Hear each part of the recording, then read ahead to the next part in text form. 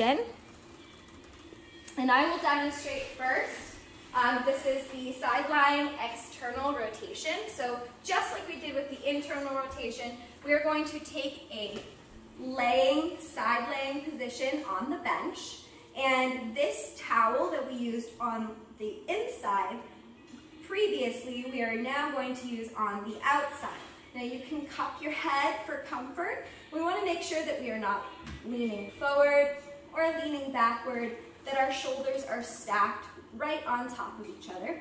We're engaging our abs to stop any external rotation that we don't want, and holding on to the dumbbell with the palm facing the floor. We are going to rotate externally through the rear of our rotator cuff.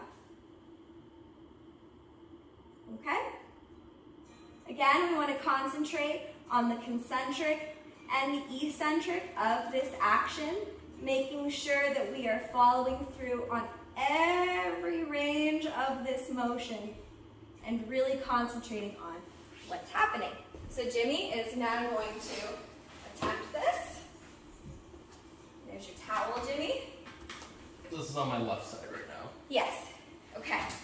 So this particular exercise is really one that doesn't look difficult, but indeed, as Jimmy's about to find out, it is not an easy exercise, especially when we are pinning the towel between the inside of the arm and the rib cage. So as you can see here, Jimmy's external rotation is slightly lacking and limited. This is really due to the fact that his neuromuscular control and the balance of his rotator cuff is off. He happens to have an excessive ability to move his scapula upward in an upward rotation, and this can definitely put the subscapularis at risk for tear, as Jimmy has found out. The hard way. The hard way, yeah. Great, now another thing to keep in mind is we really want to have this L shape in the arm.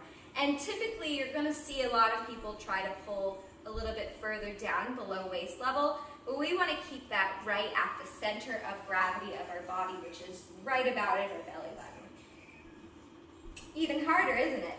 A little bit, yeah. Yeah.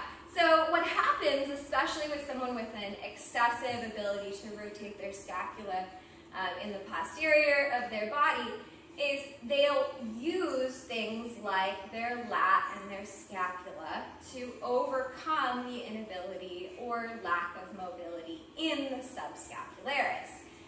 This does tend to happen with Jimmy, and I think that he's even more recognizing it having to do this simple exercise. Yep.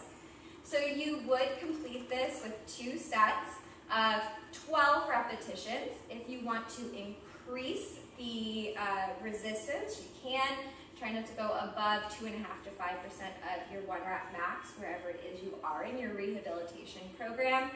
And you're going to want to increase that weight gradually. Remember that the most of subscapularis tears and rotator cuff tears really do re-injure between 6 and 10 weeks of recovery.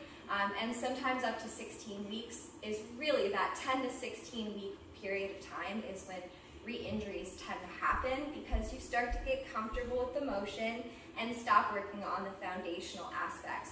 So this exercise, I would definitely suggest that Jimmy does 7 days a week, and at a bare minimum 5, at least those 2 sets of 12 repetitions. Okay, and I would do this on both sides, unaffected and affected side. Don't increase the weight on the unaffected side just because it can. Remember, we want to work on balance, and so don't increase that weight until your affected side can also handle that same weight. Okay, perfect. Thank you, Jimmy.